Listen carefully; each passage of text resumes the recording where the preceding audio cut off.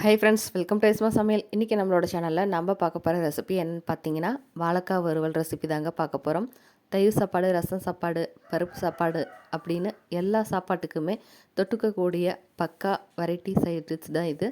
ரொம்ப ரொம்ப டேஸ்ட்டாகவும் இருக்கும், ஈஸியாகவும் இருக்கும். எப்படி செய்யலான்னு வாங்க பார்த்துடலாம். அதுக்கு 3 வாழைக்காயை சின்னதாக எடுத்து வச்சுருக்கேன்.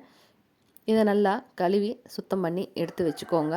அதுக்கப்புறமா இது போல் கத்தி வச்சு மேலே இருக்க தோலை லைட்டாக மட்டும் சீவி எடுத்துக்கலாம். எல்லாமே சீவிட்டு நம்ம இந்த மாதிரி ஒரு 1/4 இன்ச்சு அளவுக்கு மொத்தமாக இருக்கிற மாதிரி கட் பண்ணிவிட்டு தண்ணியில் போட்டு வச்சுக்கலாம். இல்லைன்னா காரம் எடுத்துக்கும். அதுக்கப்புறமா அடுப்பில் வச்சுட்டு கொஞ்சமாக உப்பு, கொஞ்சமாக மஞ்சத்தூள் சேர்த்துட்டு ஒரு 10 நிமிஷம் மட்டும் மீடியம் ஃப்ளேமில் வச்சு காயை வேக வச்சு எடுத்து வச்சுக்கலாம். இது மாதிரி நல்லா 10 நிமிஷம் கழித்து பார்த்திங்கன்னா உப்பு மஞ்சத்தூள்லாம் கரைஞ்சிட்டு வாழைக்காய் இந்த அளவுக்கு நமக்கு கலர் மாதிரி வெந்து வந்திருக்கும். அதுக்கப்புறமா ஒரு பிளேட்டில் மாற்றி எடுத்து வச்சுக்கலாம்.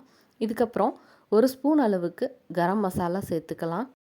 1 ஸ்பூன் அளவுக்கு மிளகாத்தூள் சேர்த்துக்கலாம். காய்க்கு தேவையான அளவு உப்பு சேர்த்துக்கோங்க. நான் இன்றைக்கி சேர்த்துருக்க அளவுகள் எல்லாமே 3 வாழைக்காய்க்கான அளவு. அதுக்கப்புறமா 1 டேபிள் ஸ்பூன் அளவுக்கு மிளகு சேர்த்துக்கலாம். வாழைக்காய்க்கு மிளகு சேர்த்து வறுக்கும்போது ரொம்ப ரொம்ப சூப்பராக இருக்கும். இதுக்கப்புறமா கொஞ்சமாக எண்ணெய் விட்டுக்கலாம். எண்ணெய் விட்டதுக்கப்புறமா நம்ம போட்ட மசாலா பொடி எல்லாத்தையும் காயில் நல்லா எல்லா பக்கமும் படுற மாதிரி நல்லா பிரட்டி எடுத்துக்கோங்க. இது மாதிரி நல்லா எல்லா பக்கமும் பிரட்டி எடுத்துட்டு கொஞ்ச நேரம் ஊற வச்சாலும் சரி, இல்லை நீங்கள் அப்படியே போட்டு தவாவில் வறுத்து எடுத்தாலும் சரி, ரொம்ப ரொம்ப டேஸ்ட்டாக இருக்கும். இப்போது கடாயில் கொஞ்சமாக எண்ணெய் விட்டுக்கலாம். நம்ம இன்றைக்கி ஷாலோ ஃப்ரை தாங்க பண்ண போகிறோம். அதனால் தோசை தவா எடுத்து வச்சுருக்கேன். அதில் கொஞ்சமாக எண்ணெய் விட்டுக்கோங்க. எண்ணெய் விட்டுட்டு காயை ஒவ்வொரு பீஸாக இது மாதிரி எண்ணெயில் வச்சு எடுத்துக்கலாம். இது மாதிரி எல்லா காய்களையும் ஒன்று ஒன்றா நம்ம எடுத்து பொறுமையாக வச்சதுக்கு அப்புறமா 2 பக்கமும் கொஞ்சம் கொஞ்சமாக திருப்பி திருப்பி போட்டு வதக்க போகிறோம். மாதிரி நம்ம எண்ணெயில் போட்டு நம்ம வறுவல் செய்யும் போது ரொம்ப ரொம்ப டேஸ்ட்டாக இருக்கும். நம்ம போட்ட காரப்பொடியெல்லாம் கொஞ்சம் கூட காரமாக இருக்கும் அப்படின்னு யோசிக்காதீங்க. காரம்லாம் அவ்வளோவா இருக்காது. நம்ம சாப்பிடும்போது வாழைக்காய் தான் சாப்பிட்றோமான்னு கூட தெரியாது. அந்த அளவுக்கு ரொம்ப ரொம்ப டேஸ்ட்டாக இருக்கும். இதே போல் தான் நம்ம கிட்டத்தட்ட சேனக்கிழங்கு வறுவலும் செஞ்சு போட்டிருக்கோம். அதுவுமே ரொம்ப ரொம்ப டேஸ்ட்டாக இருக்கும்.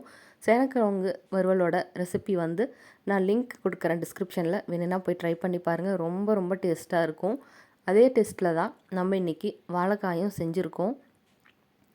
இது மாதிரி நம்ம வாழைக்காய் செஞ்சு கொடுக்கும்போது வாழைக்காயே பிடிக்காதுன்னு சொல்கிறவங்க கூட ரொம்ப ரொம்ப விரும்பி கேட்டு வாங்கி சாப்பிடுவாங்க. எல்லா விதமான சாப்பாடுக்கும் பக்கா சைட் டிஷ் ரெசிபி தாங்க இன்றைக்கி நம்ம செஞ்சுருக்கோம். இப்போது நம்ம வாழைக்காயை தவாவில் வச்சதுக்கப்புறமா எண்ணெய் விட்டு விட்டு அப்போ இந்தாண்டி அந்தாண்டி திருப்பி போட்டு நம்மளோட வாழைக்காய் வறுவல் சூப்பராக ரெடி பண்ணி எடுத்து வச்சுருக்கோம். இப்போது நீங்களும் இதே மாதிரி ட்ரை பண்ணி பாருங்கள். ரொம்ப ரொம்ப டேஸ்ட்டாக இருக்கும். எல்லா விதமான சாப்பாடுக்கும் பெஸ்ட்டு சைட் டிஷ் இது. நீங்களும் இது மாதிரி ட்ரை பண்ணி பார்த்துட்டு உங்களோட கமெண்ட்ஸை மறக்காமல் எனக்கு ஷேர் பண்ணுங்கள். வீடியோ பிடிச்சிருந்தா லைக், ஷேர், சப்ஸ்கிரைப் பண்ணுங்கள். தேங்க்ஸ் ஃபார் வாட்சிங் மை வீடியோ.